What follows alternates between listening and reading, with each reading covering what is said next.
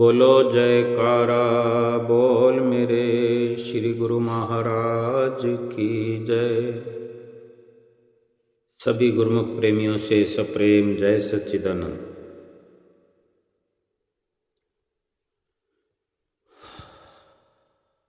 हालात सिखाते हैं बातें सुनना और सहना, वरना हर शख्स फितरत से तो बादशाह ही होता है।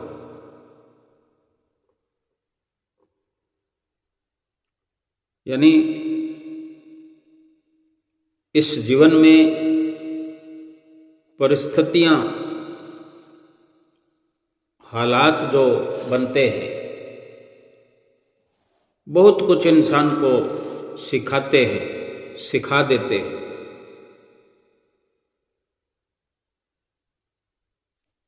वास्तव में अंधेरे में जब हम अगर दिया हाथ में लेकर चलते हैं तो हमें ये भ्रम रहता है, हमारा यही भाव होता है कि हम हाथों में दिया लिए हुए चल रहे हैं, हम दिए को लेकर चल रहे हैं। जबकि सच्चाई एकदम उल्टी होती है कि दिया हमें लेकर चल रहा होता है। ऐसे ही जीवन में भी हालात हमें चला रहे होते हैं। हम अपनी मर्जी से, बेशक हम कहते हो कि हम अपनी मर्जी के मालिक हैं, लेकिन जो हालात सामने आता है उसको फेस करना पड़ता है। बहुत कुछ सहन करना भी सीख जाते हैं, वक्त सिखा देता है। अगर जीवन अपनी मर्जी का है तो फिर बेशक मौज मस्ती भले करते रहे, लेकिन ये तो यकीनन समझने वाली बात है कि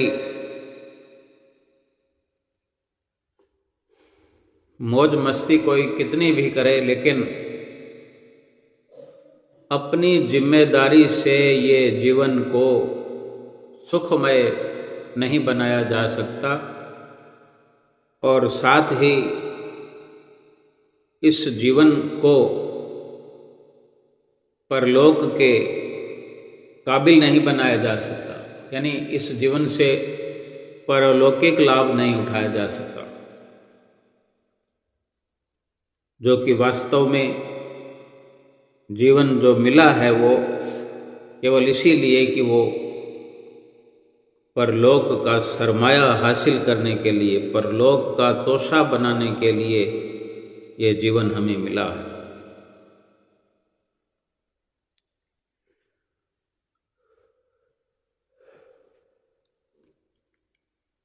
जिसने इस जीवन को पाकर के, इस जीवन में आकर के मनुष्य जीवन, मनुष्य चोला पा करके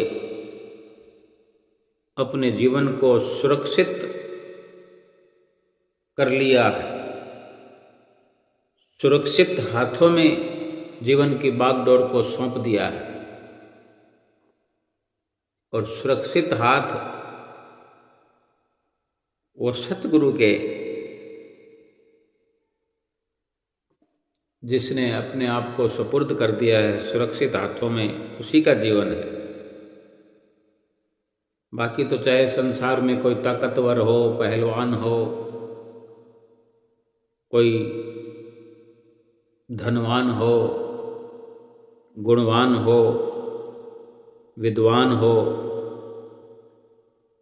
अपनी मन मर्जी में उलझ करके वो हर पल दुखी और परेशान हो रहा है। जिस भी नजरिए से हम देख लें, जिसका भी जीवन देख लें, पढ़ लें, समझ लें, यही सामने आएगा कि फलां व्यक्ति इस प्रकार दुखी है, वो इस प्रकार दुखी है। फिर यहाँ ये सोचने की बात नहीं रहती कि कौन पैसों वाला है, कोई बिना पैसों वाला है, किसी के पास अधिक सुविधा है, कोई बिना सुविधा के जी रहा है।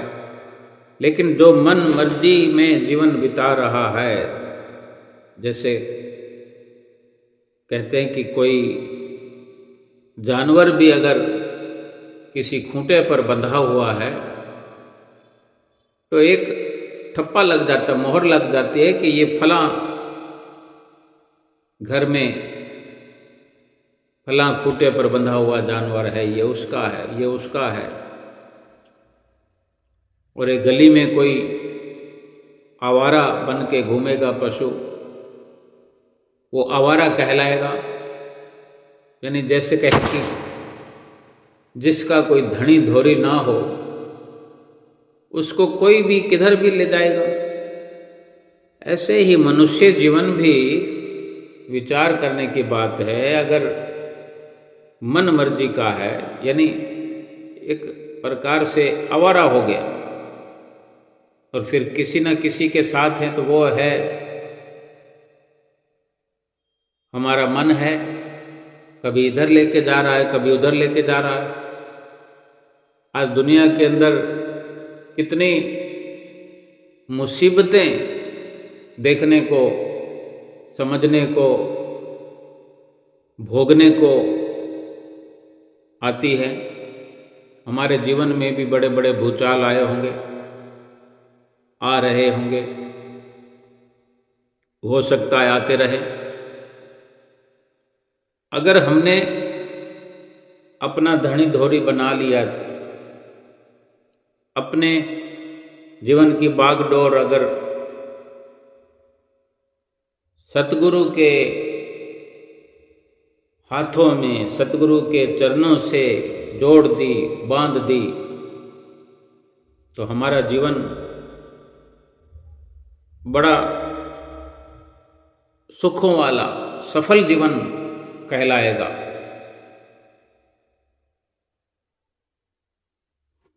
और जब भी हमारे जीवन में दुख आए, मुसीबत आए, तो हम निश्चिंत रहते हैं और अपने सतगुरु की याद करते हुए कैसे वो समय बीत जाता है। अपने जीवन में अनेकों बार हमने महसूस किया होगा कि जब जब भी कोई शारीरिक दुख आया, आर्थिक दुख आया, मानसिक दुख भी आया, कोई ना कोई दुख तो लगा रहता है। भक्ति करने वालों को भी दुख लगा रहता है और भक्ति ना करने वालों को, मन मुख जिसे कहते हैं, गुरुमुख को भी दुख तो आते ही हैं, आते रहे हैं और आते भी रहेंगे। और जो मनमुख है, दुख उसको भी आते रहे हैं और आते रहेंगे। फिर फर्क क्या है? दुख अगर आ रहे हैं तो दुख तो अपने कर्मों के हैं, पाप कर्मों के हैं। पाप कर्म और पुण्य कर्म, इनका मिश्रण है। कभी पाप कर्मों वाली फाइल खुल जाती है, कभी पुण्य कर्मों वाली फाइल खुल जाती है। हम देखते हैं जब कहीं कोई अच्छा शुभ अवसर लाभ उठाने वाला, जिसको हम अमल में लाने वाले होते हैं, जैसे आनंदपुर या श्री प्रयाग धाम की टिकट हमारी बुक होती है, या हम सोच रहे होते हैं कि जाना है, यानी पूरी तैयारी होती है। चाहे टिकट हमने करा ली हो या कराने का सोच रहे हों, काफ़ी दिनों से तैयारी चलते चलते जब अंजाम पर पहुंचने वाले होते हैं तो अचानक कोई पाप कर्मों वाली फाइल खुल जाती है। विघ्न पड़ने शुरू हो जाते हैं, रोड़ा अटक जाता है कि कोई हमारे रिश्तेदारों में, मिलने वालों में, पारिवारिक स्तर पर किसी की ब्याह शादी सगाई हो जाती है या फिर किसी की मृत्यु हो जाती है, वो अवसर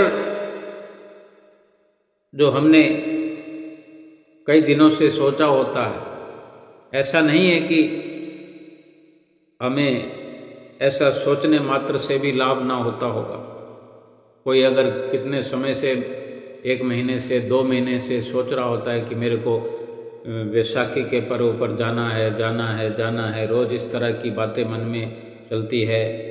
जिसके साथ जाना हो उसके साथ भी ये बात चलती है, हम फलां तारीख को चलेंगे, इस प्रकार से चलेंगे, भाई जी के साथ चलेंगे, महात्मा जी के साथ चलेंगे, और कुछ लोग जा रहे हैं उनके साथ चलेंगे।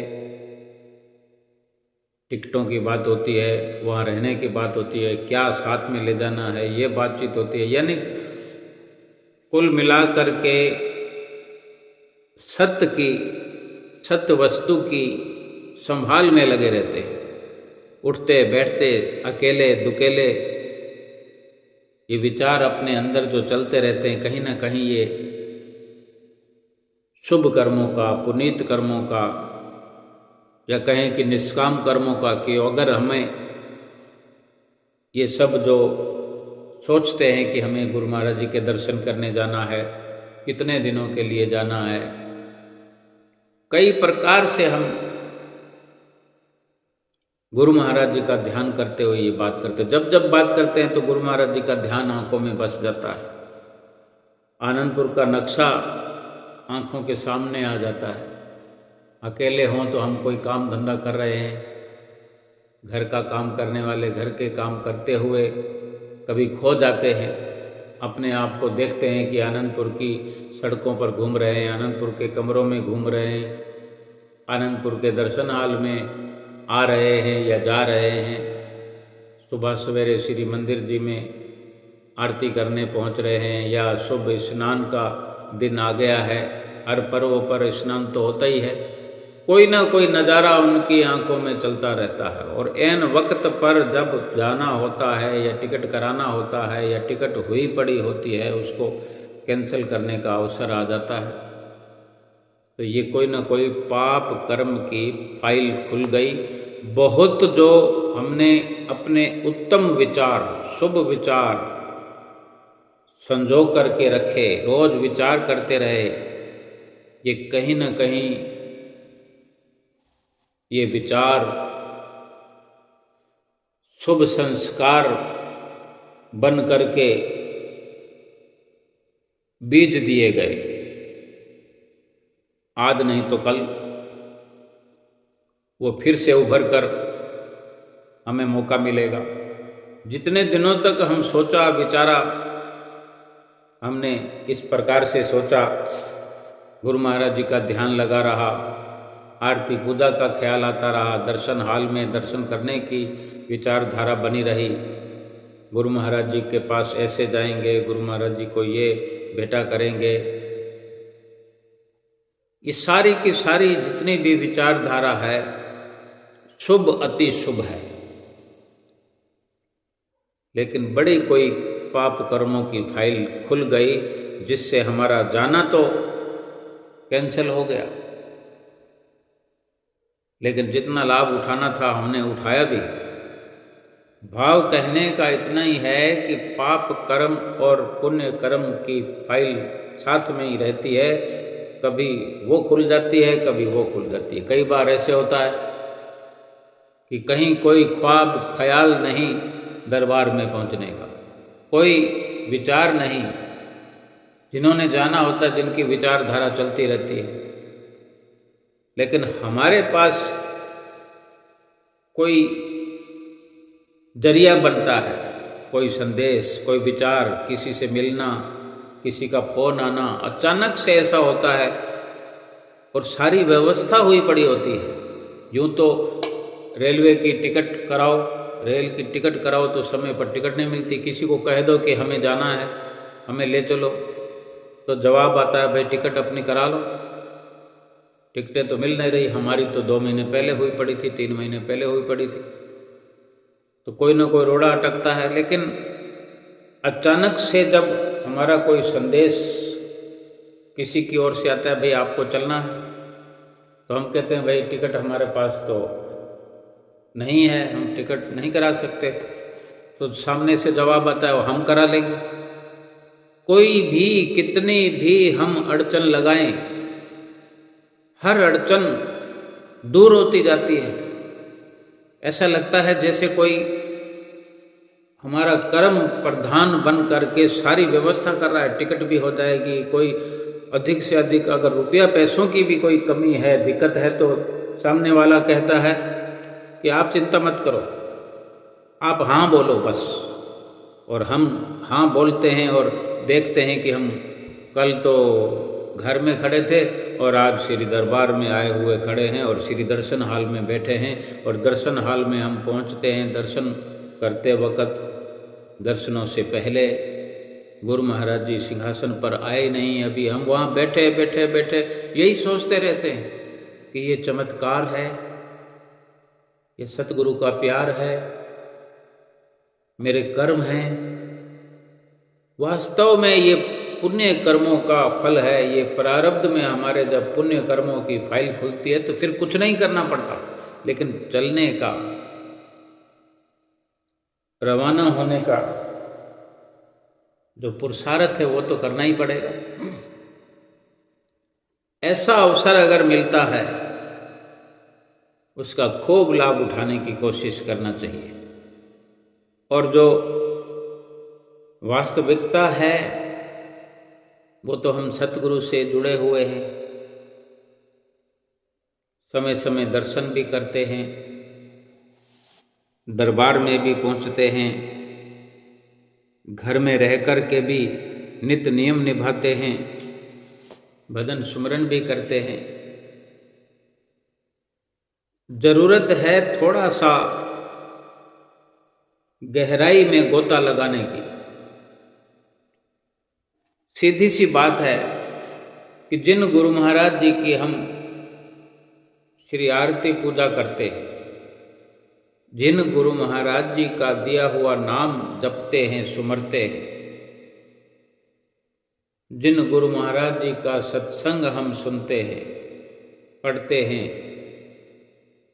जिन गुरु महाराज जी का दर्शन करते हैं, जिन गुरु महाराज जी के नाम पर सेवा करते हैं, जिन गुरु महाराज जी का ध्यान लगाते हैं, तो क्या हमारा ये परम कर्तव्य नहीं है कि हम उन गुरु महाराज जी के ध्यान में गहराई से विचार किया करें, गहराई से सोचा विचारा करें, अधिक अधिक समय तक गुरु महाराज जी का ख्याल अपने भीतर लिए हुए खो जाया करें। कहीं ना कहीं तो इंसान खोया रहता है, संसार में अक्सर खोए रहते हैं। कई बार तो जो हमें महीनों से मिला नहीं है, चाहे वो दूर का रिश्तेदार है या कोई मित्र है या कोई हमारे अड़ोस पड़ोस में रह कर के कहीं चला गया है, या हमारे घर में कोई किराएदार रह कर गया है, या हम किसी के घर में किराएदार थे और हम घर खाली करके हम कहीं और दूसरी जगह चले गए हैं या दूसरे शहर में चले गए हैं। बहुत कुछ ऐसा हमारे साथ घटित होता है और बरसों हो गए, यानी जिसको मिले हुए, जिसको देखे हुए, जिससे फोन पर बात किए हुए भी बरसों हो गए हैं, उसका ख्याल आ जाता है अचानक से, तो बड़ी गहराई में उतर जाते हैं कि ऐसा किया था, वैसा किया था, एक बार ऐसा हुआ था, हम साथ मिल कर के वहाँ गए थे। चाहे पुरुष हों या माताएं बहनें हों, भाव कहने का इतना ही है कि किसी न किसी ख्याल में, किसी न किसी ख्यालों की गहराई में हमेशा हम डूबे रहते हैं। चाहे जिनसे रोज मिलते हैं या चाहे कभी कभार किसी का ख्याल आ गया तो। इसी प्रकार ये हमारे सामने जो अवसर आता है सतगुरु से मिलने का, दर्शन करने का, हम अपने घर में बैठ करके जब आरती पूजा करते हैं तो भी गहराई में गोता लगाया करें। पूरी आरती पूजा के अंदर 20-25 मिनट का जो ये समय होता है, ये चुनौती स्वीकार करें कि जानबूझकर, एक तो ख्याल अपने आप गहरा हो जाता है, लेकिन अपने आप जितना अवसर मिलेगा वो तो ऐसे अवसर का क्या कह सकते हैं, लेकिन ये चुनौती सामने रख कर कि हमें तो गहराई में जाना ही जाना है। कभी गुरु महाराज जी के बारे में विचार करें कि हमारे महापुरुषों ने ये रचना क्यों रचाई, श्री दरबार क्यों बनाया, उनका बचपन कैसा रहा होगा। ग्रंथ में दरबार के बड़े बड़े ग्रंथ हैं, पोथियाँ हैं, पुस्तकें हैं, पढ़ते हैं, बहुत कुछ लिखा है, लेकिन फिर भी उन्हीं को बेशक आधार मानकर कि जो लिखा है उस लिखावट पर भी हम गोता लगाएं कि क्या इस प्रकार से अगर लिखा है तो वो कैसा वक्त रहा होगा। जैसे हम श्री दरबार के बारे में पढ़ते सुनते हैं कि हमारे श्री परमहंसों ने, श्री परमहंस दयाल महाराज जी ने, दूसरी पातशाही जी ने, या तीसरी पातशाही गुरु महाराज जी ने, चौथी पातशाही गुरु महाराज जी ने, पांचवीं पातशाही गुरु महाराज जी ने, या हुजूर छठी पातशाही गुरु महाराज जी ने जंगल में मंगल बनाया है, आज भी बना रहे हैं। आज हजूर छठी पातशाही गुरु महाराज जी, कोई हम ये नहीं कह सकते कि ये तो तब की बात थी, तब जंगल में मंगल बनाया था। आज भी कोई जंगल की कमी नहीं है और मंगल बनाने में भी कोई कसर नहीं है। जहाँ जहाँ श्री गुरु महाराज जी कदम रखते हैं, जाने कहाँ कौन सी कार्रवाई चलती रहती है। गुरु महाराज जी कहाँ किस जगह पर जाते हैं, हम सोचते हैं कि फलां जगह पर गुरु महाराज जी कृपा फरमाई थी, वहाँ एक भगत जी आए, उन्होंने कहा हमारे घर चलो। ऐसे ही एक लीला श्री पंचम पातशाही गुरु महाराज जी के वक्त की है कि जैसे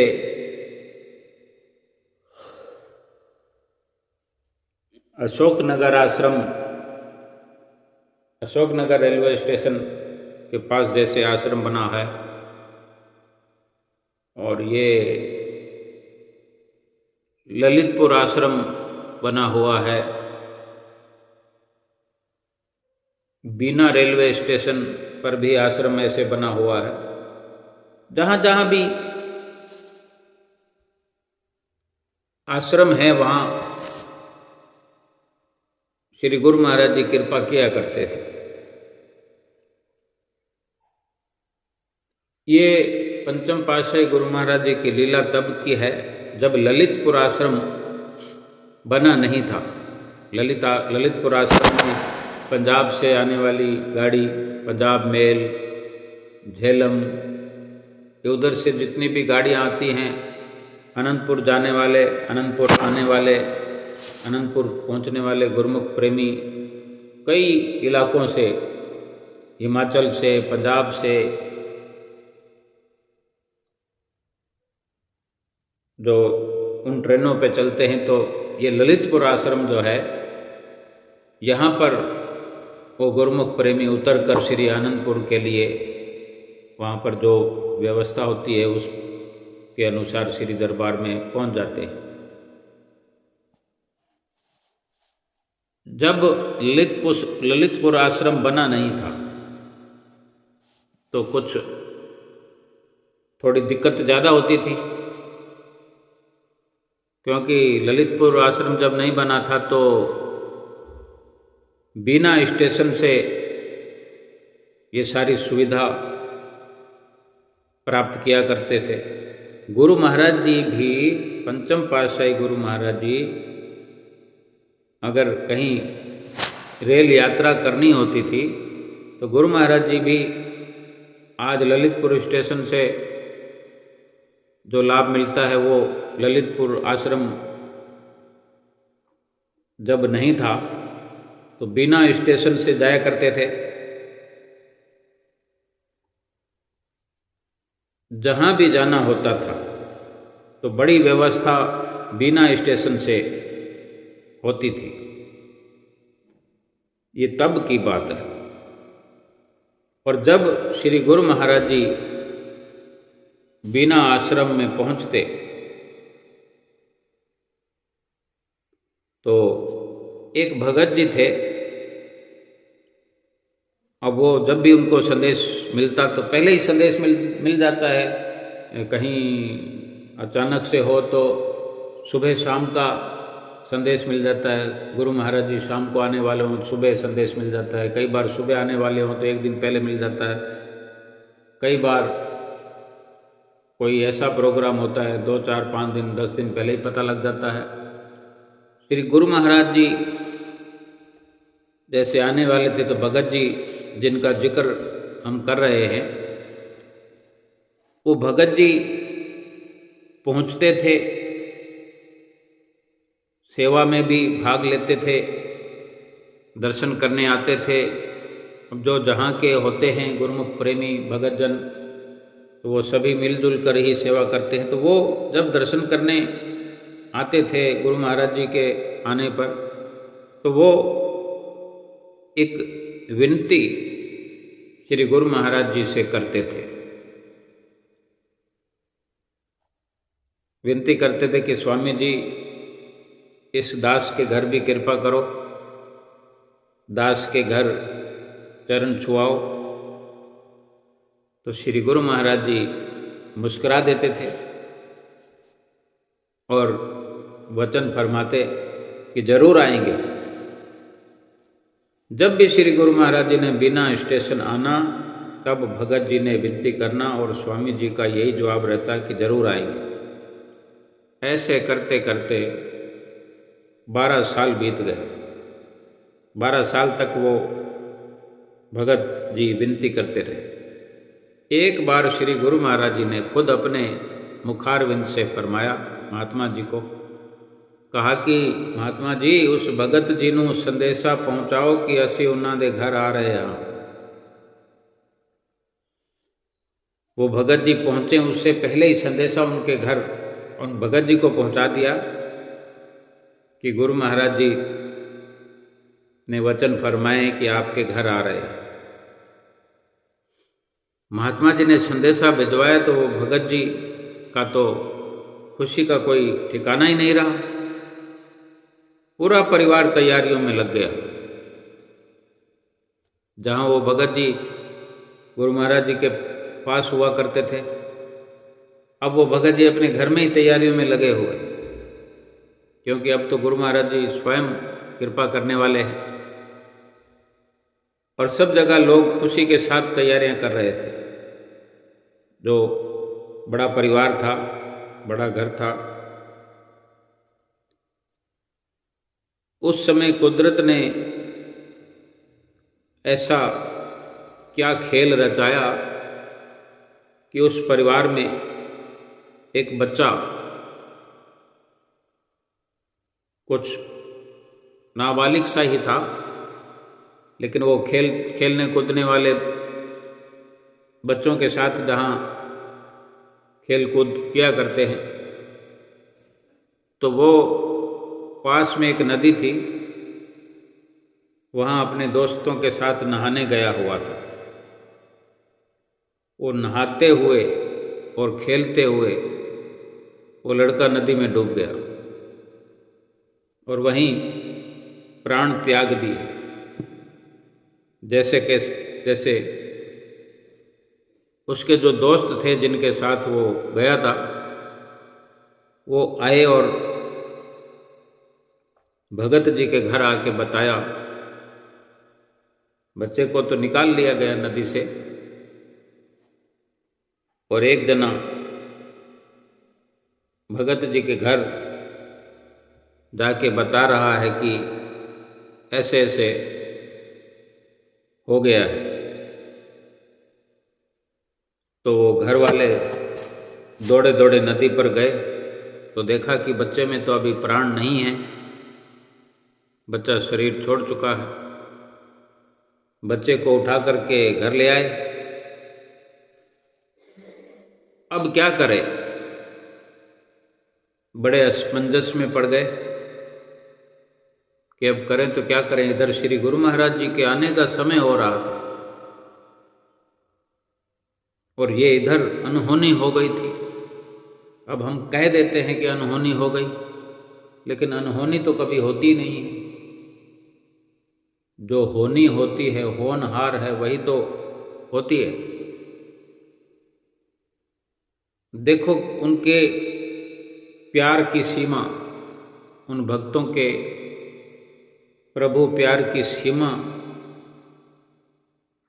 कितनी ऊंची, उनके भाव की गहराई।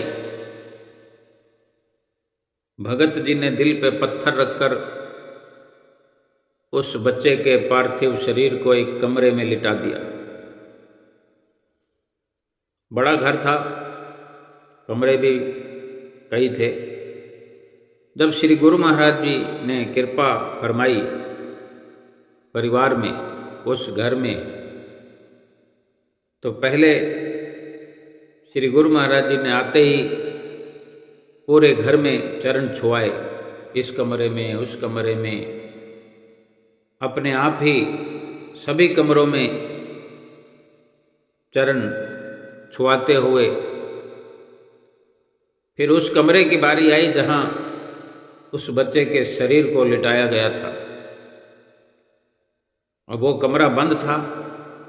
कमरा बंद देखकर स्वामी जी ने फरमाया, ए कमरा बंद क्यों हैगा, खोलो इसनु भी। भगत जी घबरा गए, समझ नहीं पा रहे थे कि अब क्या करें। अब गुरु महाराज जी से क्या कुछ छुप सकता है, वो तो अंतर्यामी है। हम चाहे जो सोचें, लेकिन गुरु महाराज जी तो सब जानते थे। फिर भी वो भगत जी कहते हैं, स्वामी जी इस कमरे में कुछ नहीं है, बस पुराना सामान रखा है। तो स्वामी जी, गुरु महाराज जी कहते हैं, कोई नहीं, इसनु भी खोलो, असी अंदर जाना है। भाई सीधी सी बात है, जब चरण छुआने हैं, इतने सालों से विनती कर रहे हैं भगत जी हमारे घर भी चरण छुआओ, चरण पाओ, तो श्री गुरु महाराज जी दिल खोल के चरण छुआ रहे। तो कमरा खोल दिया गया। जैसे ही श्री गुरु महाराज जी ने कमरा खुलने पर उस बच्चे के मृत शरीर को देखा, ढका हुआ था, जैसे कोई सीधे ही, जैसे श्री गुरु महाराज जी सभी कमरों में अपने चरण डालते हुए जैसे सीधे सीधे किसी मुकाम पर पहुंचे हों, जैसे उनको सब पता है, और आकर सीधे उस बच्चे के पास झुककर उसके सिर पर अपना कोमल हाथ फेरते हुए उसको वचन फरमाते हैं, मरे हुए बच्चे को जिसमें प्राण नहीं है। नदी से जब लाए तब प्राण नहीं थे, घर में जब लिटाया तब प्राण नहीं थे। और गुरु महाराज जी उसको वचन फरमा रहे हैं कि हम तेरे साथ खेलने आए हैं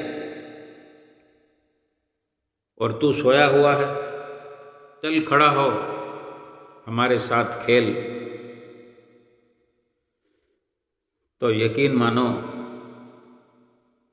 ये कोई कथा या कहानी नहीं है, ये सच्ची लीला है। वो बच्चा उठ खड़ा हुआ। भगत जी और भगत जी के पूरे परिवार के आंखों में आंसू तो वैसे ही रोक रखे थे उन्होंने। जिनके घर में ऐसी दुखद घटना हो जाए वो फिर भी गुरु महाराज जी के गीत गाता हो, गुरु महाराज जी के आने की तैयारियां कर रहा हो, ऐसे भाग्यशाली गुरुमुख प्रेमियों का कोई क्या गुणगान कर सकता है। थोड़ी सी मुश्किल आन पड़े तो हो हल्ला मच जाता है, शुभ अशुभ सब भूल जाते हैं। लेकिन वो भक्तों का परिवार, वो भगत जी जो बच्चे को कमरे के अंदर छुपा करके श्री गुरु महाराज जी का आगमन कर रहे थे, श्री गुरु महाराज जी का स्वागत कर रहे थे, तो श्री गुरु महाराज जी भी तो अपने काम के लिए आए थे। श्री गुरु महाराज जी ने वचन फरमाए, जिस काम के लिए हम यहाँ आए थे वो हमारा काम हो गया। 12 साल से वो भगत जी हर बार जाने साल में 2 बार श्री गुरु महाराज जी पहुँचते थे या 3 बार पहुँचते थे। वो अपनी विनती कर छोड़ते थे कि आएंगे। गुरु महाराज जी कहते कि आएंगे, आपके घर जरूर आएंगे। और अब जब श्री गुरु महाराज जी ने उनके घर जाना है तो उन्होंने स्वयं वचन फरमाए कि भगत जी को संदेशा दो। यानी श्री गुरु महाराज जी को सब कुछ मालूम है कि क्या होने वाला है, क्या हो रहा है, क्या हो गया है।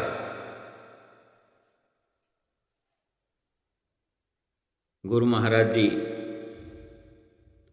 हमेशा हमारे साथ हैं, हमेशा हमारे साथ रहें, यहाँ भी रहें, इस लोक में, परलोक में भी रहें। उनको जानकारी होनी चाहिए, हम उनकी जानकारी में रहें, हम उनकी नज़र में रहें। बस फिर जो कुछ होना है होता रहे। दुख तो गुरमुख प्रेमियों के जीवन में भी आते हैं, मनमुख लोगों के जीवन में भी आते हैं, लेकिन गुरमुख अपने दुखों को सतगुरु की याद में, सतगुरु को याद करते हुए अपने दुखों का निवारण कर लेते हैं। और मनमुख वो दुख भोगते हैं तो सारी दुनिया को पता चलता है। हमने भी देखा होगा कि कितने ही लोग, क्योंकि गुरुमुख प्रेमी रहते तो संसार में ही हैं, संसार छोड़कर तो कहाँ जा सकते हैं। हमारे आसपास में दुनियावी वातावरण है, संसारिक वातावरण है। जहाँ जहाँ हमारा संपर्क होता है, हमसे मिलने जुलने व्यवहार करने जितने लोग हमसे आते जाते हैं, मिलते हैं, अक्सर हम देखते हैं कि अपने दुखों का रोना रोते रहते हैं।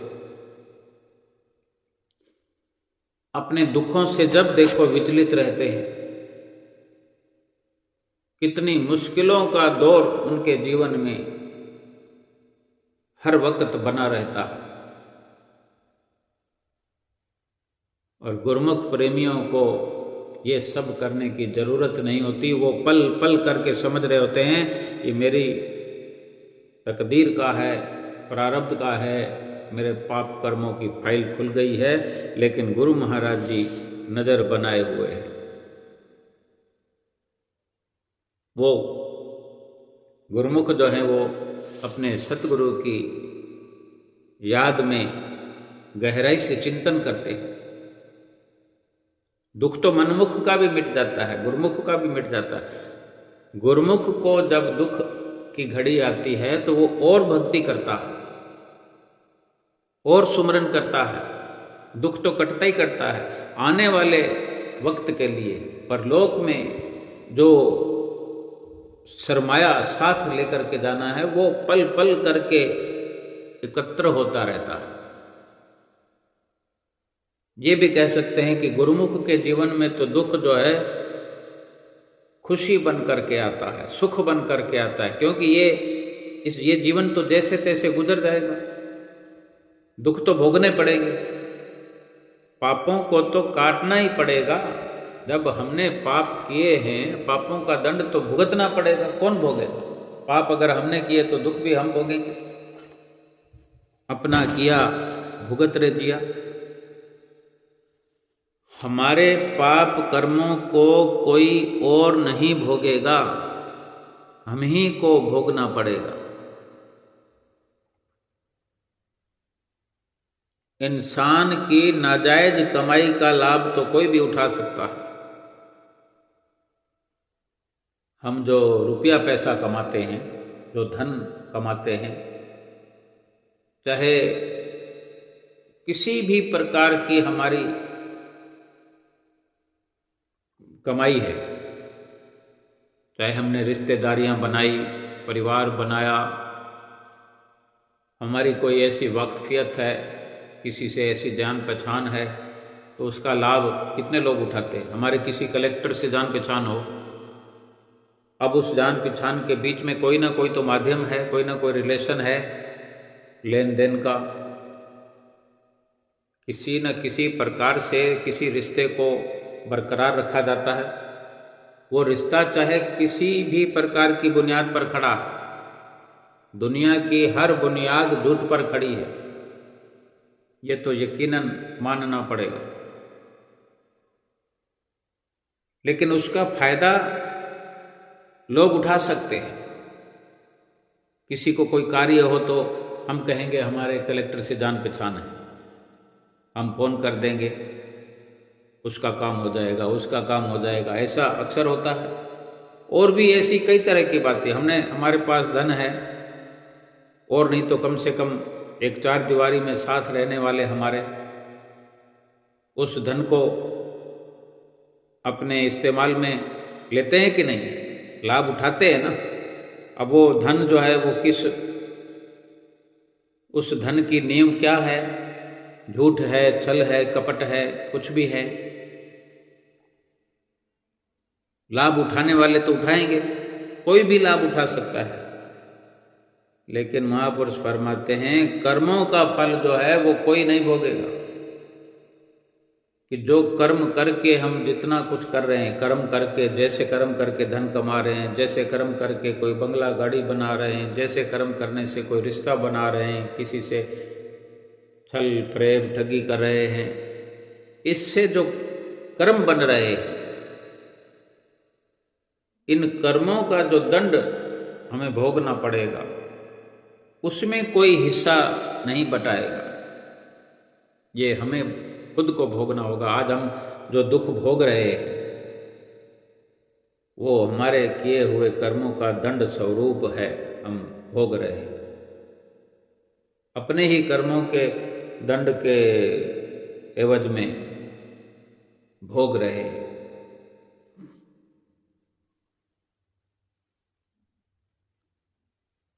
तो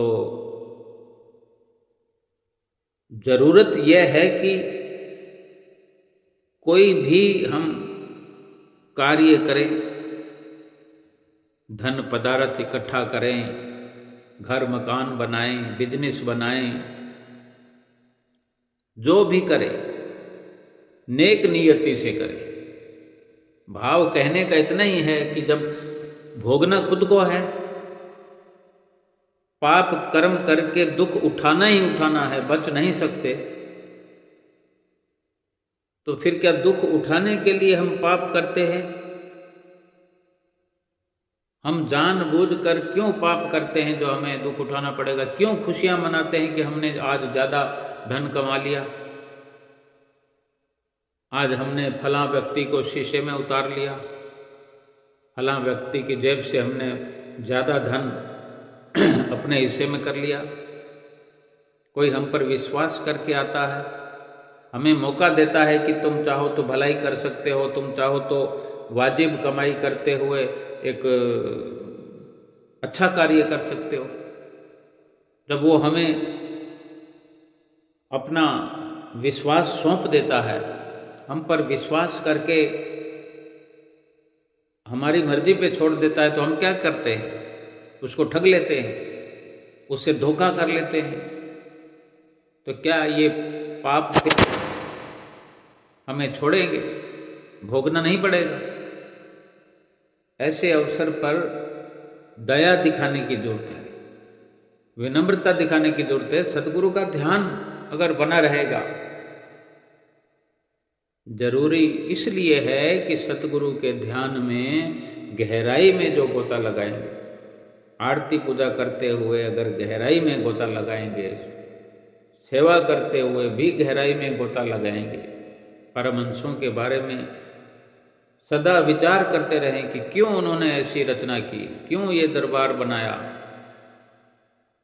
क्यों हमें इस भक्ति पथ पर लगाया, तो सब कुछ समझ में आएगा और हम इस प्रकार से ध्यान लगाते हुए अपना पूरा समर्पण कर सकेंगे, खो जाएंगे उनके ध्यान में, लीन हो जाएंगे तो संसार से तो कहीं दूर हो जाएंगे। जब जब हम सतगुरु के ध्यान में गहराई से गोता लगाएंगे, गहरा विचार करेंगे, तो संसार का असर और संसार की कामनाओं से, संसार के झूठे धंधों से हमारी चित्तवृत्तियां हट करके सतगुरु के नाम से, सतगुरु के ध्यान से जो तासीर मिलती है, सुख, शांति, बेइंतहा एक मालिक की उस दरगाह में जाने का पूरा पूरा हमें अवसर प्राप्त होता है। ऐसे निष्काम कर्म हमसे होते हैं, हम अधिकारी बन रहे होते हैं, हम अधिकारी बन जाते हैं, पूर्ण रूप से अधिकारी बन जाते हैं कि हमारा जो असली घर है वो परमात्मा का धाम है और उसमें पहुंचने के अधिकारी बन जाते हैं। उसके लिए ही हमें 5 नियम श्रद्धा से करने की ज़रूरत है, उसी के लिए ही हमें 2 घंटे भजन अभ्यास करने की ज़रूरत है। रात और दिन यूं ही नहीं हमें श्री गुरु महाराज जी समझाते, यूं ही नहीं हमें बार बार हिदायत करते। जरूरी से ज़रूरी इन 5 नियमों को और 2 घंटे भजन अभ्यास को करने के लिए सचेत करते हैं। वो इसलिए करते हैं कि हम जो उनके चरण कमलों से जुड़ गए हैं, अब जुड़ तो गए हैं, लेकिन श्री गुरु महाराज जी चाहते हैं कि जब जुड़ ही गए हैं तो फिर पक्के वाला रिश्ता हो जाए, संबंध पक्का हो जाए, ये जुड़ाव पक्का हो जाए। ये ऊपर ऊपर से जो आना है, जाना है, नित्य नियमों को करना है, ये भीतर की गहराई से जुड़ाव हो, हमारे दिल की गहराई से सतगुरु का ध्यान बढ़ता रहे, बढ़ता रहे। आरती पूजा करते हुए एक एक शब्द पर विचार करते रहे, मनन करते रहे। ये शब्द क्या लिखे हैं, क्या शब्द हम बोल रहे हैं, इनका मतलब क्या है। बहुत गहरा है एक एक शब्द का मतलब,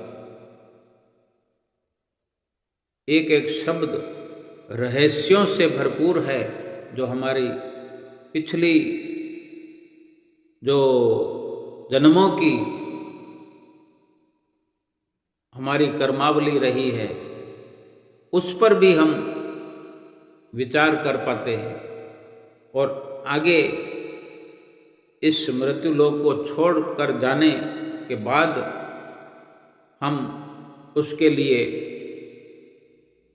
अपना ये जीवन सफल करते हुए, परलोक को अपना सफल करता हुआ, सफल होता हुआ हम इसी जीवन में देख पाते हैं।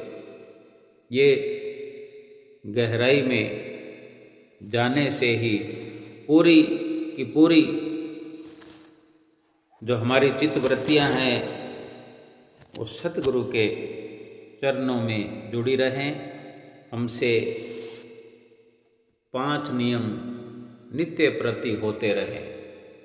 ये हम हमेशा ख्याल रखें कि कोई दिन नागा ना हो, हर हाल में 5 नियम पूरे होते रहें। शरीर थोड़ा अस्वस्थ भी होता है, छोटी मोटी परेशानियां आती रहती हैं, लेकिन ये 5 नियम जो निभाने का हमें अवसर मिल गया है, एक चुनौती को लेते हुए, चुनौती स्वीकार करते हुए कि हाँ, हर हाल में हमने 5 नियम को भली भांति निभाना है और 2 घंटे भजन सुमरन की पूरी चुनौती स्वीकार करते हुए, क्योंकि बहुत से कार्य हम हर स्थिति में किया करते हैं, कहते भी हैं क्या करें, करना तो पड़ेगा, तबीयत ठीक नहीं है फिर भी करना तो पड़ेगा। तो फिर भजन सुमरन इस प्रकार से अगर खुशी से करें, हर स्थिति में करें, रोज का रोज करें, तो सतगुरु की प्रसन्नता हमें मिलेगी और सतगुरु हर वक्त हमारे साथ हैं, हर घड़ी हमारे साथ हैं, हर पल साथ हैं, यहाँ इस लोक में भी साथ हैं और परलोक में भी हमारे साथ हैं। और इसीलिए हमारा ये लोक भी सुखी है, सुखी हो जाएगा और परलोक भी सुहेला हो जाएगा। बोलो जयकारा बोल मेरे श्री गुरु महाराज की जय।